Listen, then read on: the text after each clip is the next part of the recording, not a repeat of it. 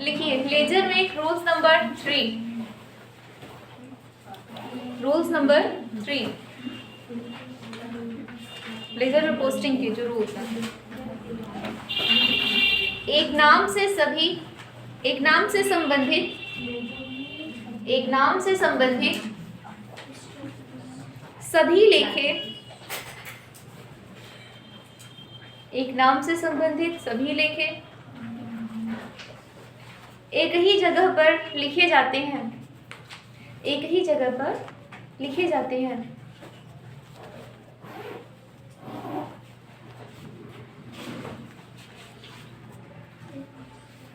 हो गया। जैसे हमने बताया था कि जैसे मशीनरी अकाउंट हमारा है, ठीक, तो उसमें सिर्फ मशीन से रिलेटेड चीजें आएंगी। सैलरी का है सैलरी, वेज है तो वेज से रिलेटेड, ठीक है।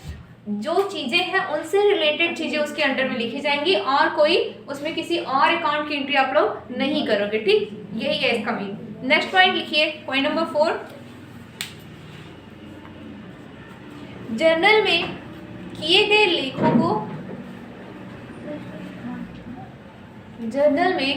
लेखों को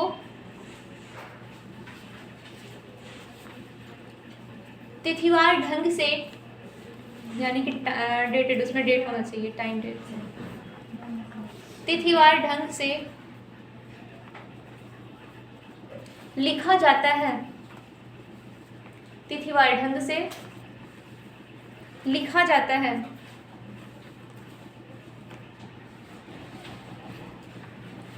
लेजर में क्या होता है, जितनी भी एंट्री जर्नल से उठा के लेजर में पोस्ट करते हैं, सबका डेट भी होना चाहिए मेंशन। ओके, नेक्स्ट पॉइंट लिखिए, जिस नाम का खाता खोला जाता है, जिस नाम का खाता खोला जाता है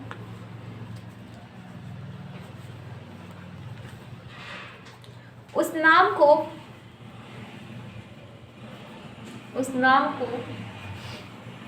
खाते के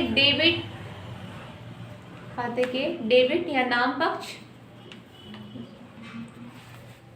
उस नाम को खाते के डेबिट या नाम पक्ष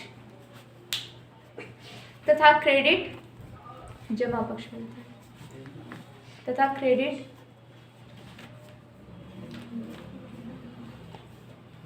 में कभी नहीं लिखा जाता है, क्रेडिट पक्ष में कभी नहीं लिखा जाता है।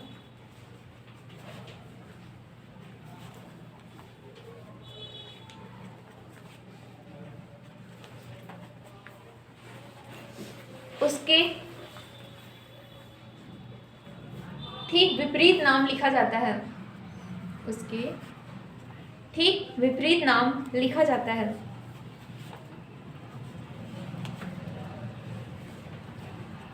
हो गया।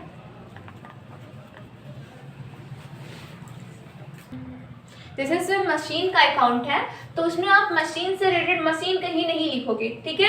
इसमें इसके अपोजिट जो होंगे, जिससे रिलेटेड ट्रांजैक्शन हुआ है मशीन का, उसका आप नाम मेंशन करोगे, ठीक। इसमें मशीनरी अकाउंट कहीं भी डेबिट या क्रेडिट साइड पे नहीं मेंशन करोगे आप।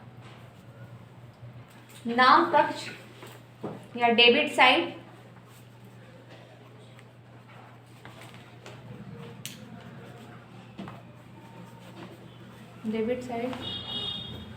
के खाते के पहले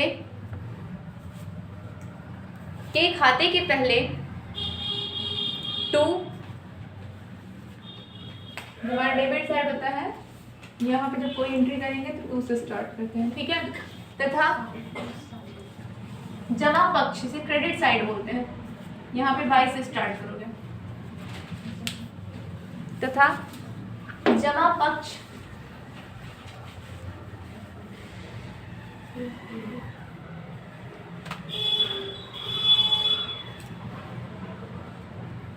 में प्रविष्टियां करने से पहले वाई लिखते हैं, ठीक है। अब जो हमारा टॉपिक है वो है डेबिट बैलेंस। 2 बैलेंस होता है, डेबिट बैलेंस होगा, डेबिट का जहां पे अमाउंट होगा, क्रेडिट बैलेंस, ठीक, क्रेडिट का जहां अमाउंट होगा। तो हेडिंग डाल दीजिए डेबिट बैलेंस।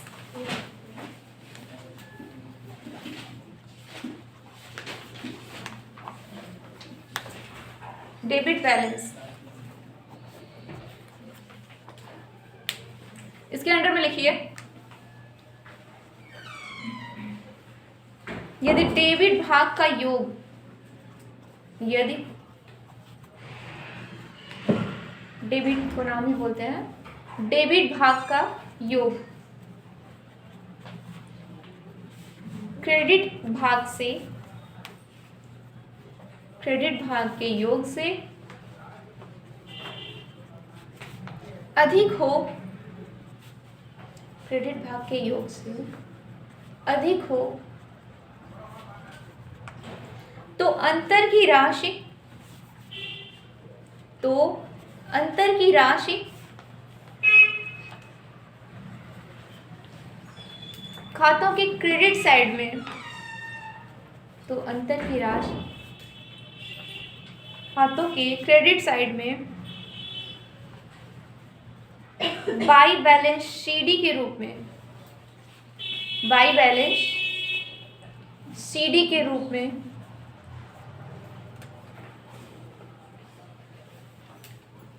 लिखी जाएगी,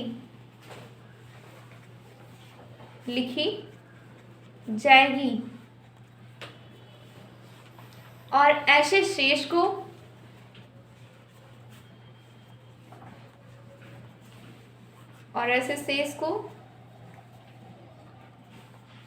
डेबिट बैलेंस कहते हैं।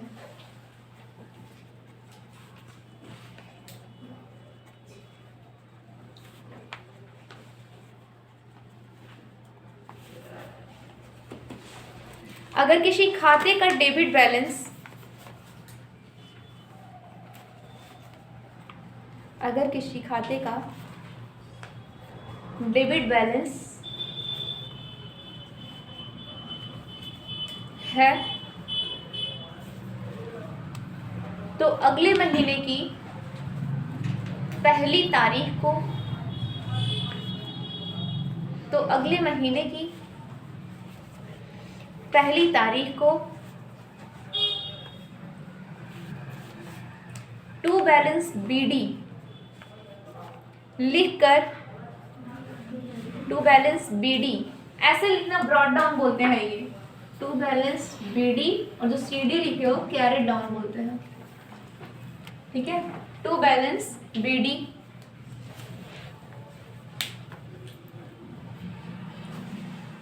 हो गया, लिखकर बैलेंस सीडी वाली,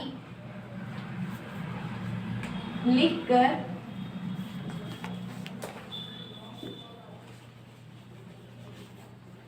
बैलेंस सीडी वाली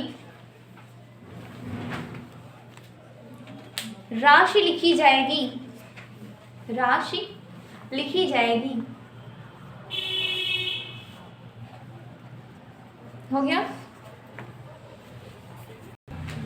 तो जो हमारा डेबिट बैलेंस होता है वो क्या होता है, जैसे क्रेडिट डेबिट साइड का हमारा टोटल क्रेडिट साइड के टोटल से ज़्यादा है, ठीक है।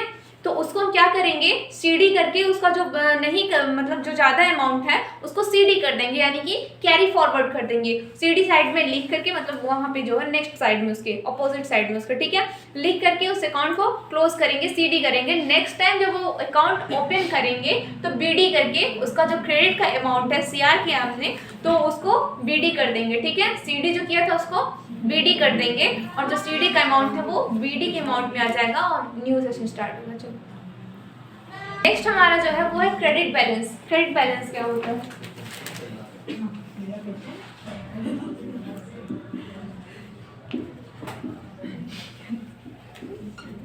क्रेडिट बैलेंस लिखिए, यदि क्रेडिट भाग का योग जस्ट उसी का अपोजिट है, यदि क्रेडिट भाग का योग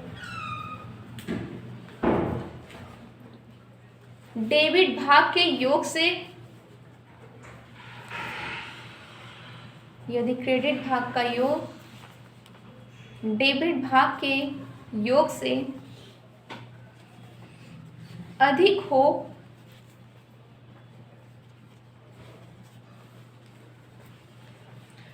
तो अंतर की राशि, अंतर की राशि खाते के डेबिट भाग में, खाते के डेबिट भाग में टू बैलेंस सीडी के रूप में, टू बैलेंस सीडी के रूप में लिखी जाएगी, लिखी जाएगी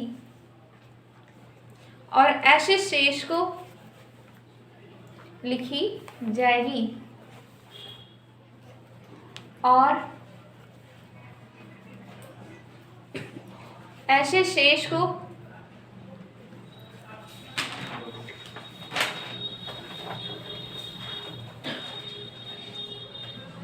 क्रेडिट बैलेंस कहा जाएगा, क्रेडिट बैलेंस कहा जाएगा।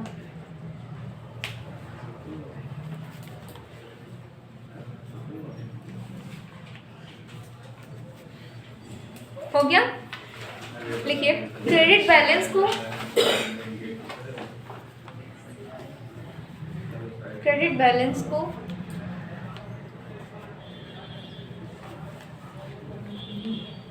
अगले महीने या नए वर्ष की पहली तारीख को, अगले महीने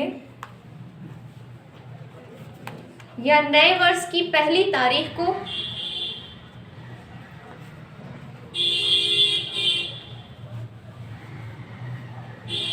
क्रेडिट पक्ष में बाई बैलेंस, या नए वर्ष की पहली तारीख को क्रेडिट पक्ष में बाई बैलेंस बीडी लिखकर, बाई बैलेंस बीडी लिखकर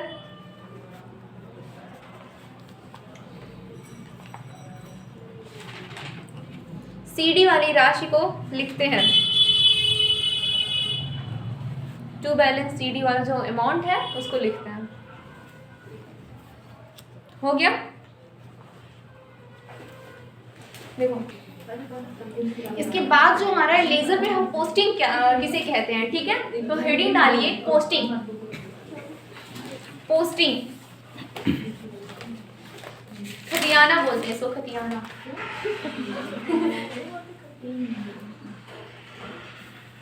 पोस्टिंग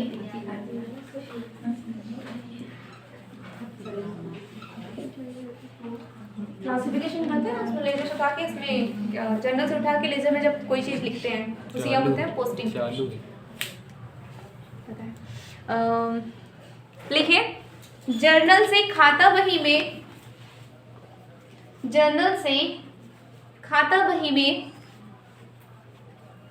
प्रविष्टियों के स्थानांतरण की प्रक्रिया को, प्रविष्टियों यानी कि एंट्रीज, जर्नल से खाता बही में प्रविष्टियों के स्थानांतरण की प्रक्रिया को पोस्टिंग या खतौनी कहते हैं। पोस्टिंग या खतौनी कहते हैं, ठीक है?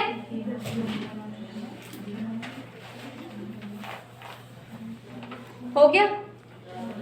तो लिखो शेष निकालना, शेष निकालना कहते किसे हैं? तो हेडिंग डाल दीजिए शेष निकालना।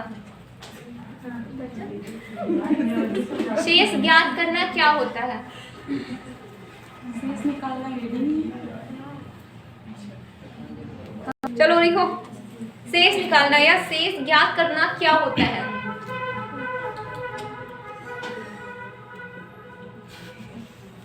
बही में सभी खातों के,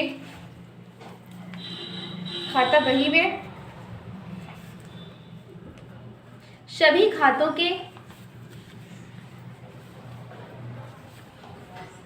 दोनों पक्षों की राशियों के, दोनों पक्षों की राशियों के अंतर को दर्शाने के लिए, दोनों पक्षों की राशियों को के अंतर को दर्शाने के लिए,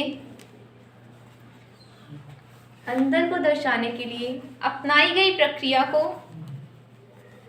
खातों का शेष निकालना, खातों का शेष निकालना कहा जाता है। खाता बही में सभी खातों के दोनों पक्षों की राशियों के अंतर को दर्शाने के लिए अपनाई गई प्रक्रिया को शेष निकालना कहा जाता है। हो गया? ठीक है, जैसे हमारा जो डेबिट साइड का जो अमाउंट है, ठीक है, और जो क्रेडिट साइड का अमाउंट है, ठीक, मान लो ये डेबिट साइड का जो अमाउंट है कितना है, 5000 है, और क्रेडिट साइड का अमाउंट हमारा 6000 है। तो इन दोनों का जो डिफरेंस आ रहा है 1000 का, ठीक है, तो ये कितना है, कितने का डिफरेंस आ रहा है, 1000 का। तो ये हमारा क्या निकाल रहे हैं हम, शेष निकाल रहे हैं, इसे बोलेंगे। ठीक है, इस प्रोसेस को खाता बही के उद्देश्य क्या होते हैं, ठीक है, खाता बही हम क्यों बनाते हैं, इसके ऑब्जेक्टिव्स क्या होते हैं, लिखिए खाता बही के उद्देश्य।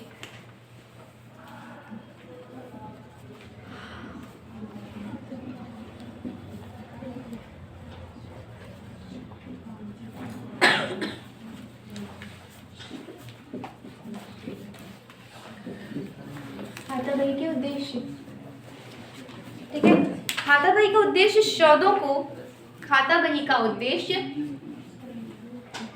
सौदों को इस प्रकार वर्गीकृत करना है, इस प्रकार वर्गीकृत करना है। खाता बही के उद्देश्य सौदों को, खाता बही का उद्देश्य सौदों को इस प्रकार वर्गीकृत करना है ताकि आवश्यक सूचना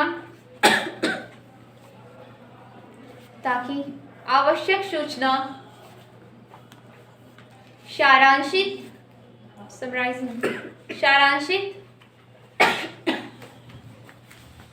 या वर्गीकृत रूप में प्राप्त हो।